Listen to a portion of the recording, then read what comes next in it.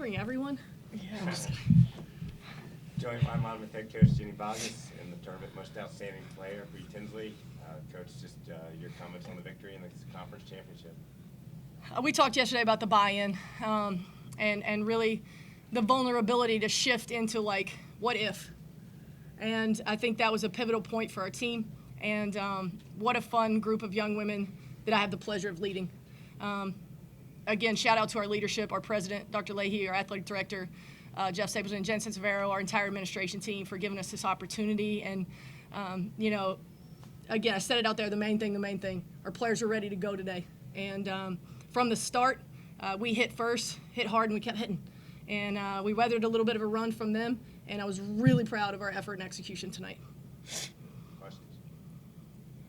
Jenny, when you think back to 2 years ago when you got here and now to reach this point, I don't know, what kind of emotions are you feeling right now, obviously? All of them. I am a feeler. The team will tell you, and they laugh at me. I'm pretty much an open book. But, you know, when I was given the opportunity to interview with Mr. Stapleton and Dr. Leahy, we talked about the blueprint and what we built at Marquette and what we were trying to build at Penn State. And I felt like this was almost my third child. You know, and the third kid, you kind of figured out what is important and what isn't. And, you know, invest in those things, pour your time and energy into those things. I looked back on the things that maybe we spent a ton of time on that didn't really reap rewards.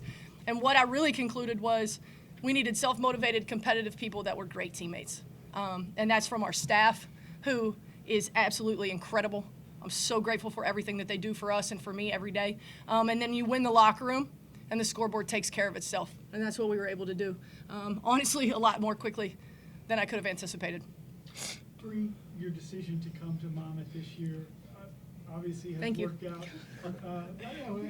Just talk about what this is like for you now. I mean, honestly, this is the best decision I've probably made in my whole entire life, but it's just, I have a great group of teammates and the coaches are amazing, and I'm just glad that we got this win.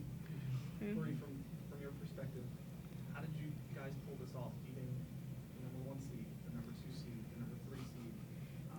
How did you guys make a run like this? Honestly, just staying together.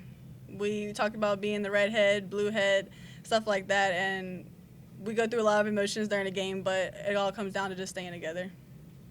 Coach, you guys were projected to finish 10th in the conference for the preseason coaches poll. What did everyone underestimate about this team? I think the transfer portal really gave us a boost into pivotal positions for our offensive system, especially. You know, obviously the head of the snake is Bree Tins and then Love and Marcano. I just, you know, they both were parts of really strong cultures and winning programs at St. Joe's and James Madison. But we play a different style, and it was just how were they going to fit into what I see their potential. And so, and then again, their buy-in, and they're amazing teammates. They're easy to love. Everyone loves them. And so I don't know. I think, you know, again, you go back, we don't have an all-conference kid on our team. And if you really look at it, the 15 that got all-conference deserved it. They did. And so we knew we were going to have to be a team and out-team the other teams. And, you know, we've been saying that since day one, and Steve knows that. And you know, when you buy into that, it takes a lot of pressure off the players. You know, you don't have to be the woman or the go-to. You can just play basketball and trust your teammates and trust our scouts and things like that. So it was really fun. Then first NCAA tournament since 1983 for Monmouth. What does a win like this do for the past, present, and future of Monmouth basketball, Monmouth fans, alumni? Yeah, we talk about our legacy a lot, and we wanted each 4 of these grad kids to leave Monmouth better than they found it. They certainly have. But I think this means a lot for rewriting kind of the rhetoric and the story about, you know, Monmouth at the shore. And we want to continue to push forward and grow our brand with the style of play that we have. But this means everything in recruiting. And, no words can really put it into perspective. But hopefully this lets everybody know how we play and what we do and who we are, and then we can continue to grow from here. When maybe one of the first practices I came to, you pointed out the lone banner up there in the rafters. I would think it's going to be nice to raise one up there for this thing. I hope you're there. It's been a journey, and I say it, I don't know, about once a semester. If we raise a banner but these young women aren't ready to go and just dominate life, I failed. And so that's really the main thing. And when you prepare these women to go forward in their journeys beyond basketball, whether it's professional basketball players or in their careers. We want them to be women that can lead and that can empower other women and take the juice and the energy to wherever they go next in their lives. And the byproduct of that is raising a banner. There's a reason why it's so difficult if you're not a top 4 seed to win the conference championship. You have to win 4 games in 4 days. How tired were you and your teammates coming into this game? And how were you able to push through that and start the game so fast? I would say it's a little difficult just because, like, towards the end of the season and I've been in college for so long.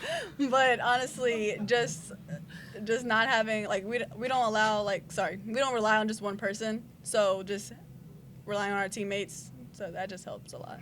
Yep. And Coach Ariana in the first red hot. I think she scored 12 points in the first quarter, almost outscored Townsend by herself in that first period.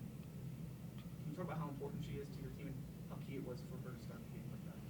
Yeah, what an incredible performance by her. And you go back to, I'm interviewing for Monmouth, and there's a swaggy little freshman that averaged 5 points, and I was like, I think she could be pretty good on film. And that's Ari Vanderhoop. And we've pushed and begged and pulled, and she's worked and worked and worked. And I'm hard on her. It's because I see her potential. And she's really leaned into that.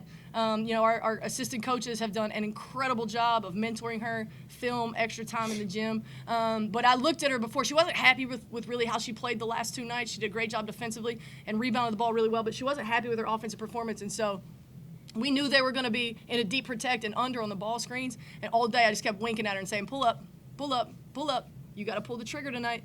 And boy, did she. Obviously, yesterday, Towson was trailing almost the entire game, and then they came alive in the fourth quarter. You mentioned they almost went on a run there in the second quarter, but you made some really big threes there. I think Elizabeth made one, Bree I think made one, Lucy made one, maybe. How key was it to hit those big shots in the second to kind of prevent or stymie that run a little bit from Towson? Yeah, and I joked yesterday, but it's not a joke. Shoot it before we turn it over and shoot it confidently. Trust your rebounders. I mean, again, those are 3 grad kids making huge plays down the stretch. And we've watched so many times this year, we'll pass up an open look and give the one more, we'll drive and turn it over.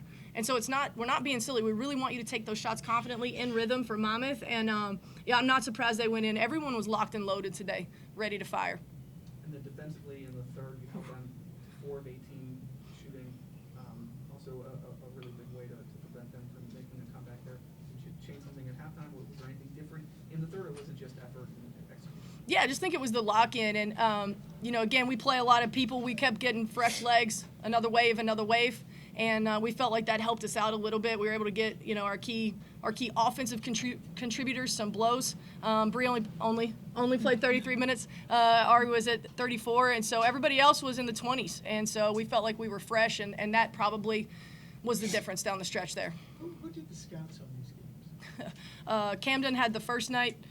Sean had Drexel, and then Angele had back-to-backs. So everybody stepped up to kind of... Oh, and again, I cannot say enough about our entire coaching staff, and especially those 3 assistant coaches. We're a really collaborative staff. I give them a lot of autonomy and empower them, and they run with it and have done an incredible job. In the fourth, 12 of 13 from the free throw line, when you have a sizable lead in the fourth, the only way you can really give it up is your free throws. How important was it to make those shots? And I think Janiyah had a good four. I think she scored 11 in the fourth. We can talk about her as well. Yeah, Janiyah, what an incredible tournament. I mean, she was absolutely huge. An unsung hero for us for sure in these 4. But I think you saw our body language. You saw the energy. It was Monmouth at that point, and we just needed to finish out, stay disciplined, and not fall into any kind of emotion or energy that might take us away from the focus. But that was all them. They were ready to go. Anything else? All right, congratulations. Thank you so much. Thanks, congratulations. Yeah, what are you doing later?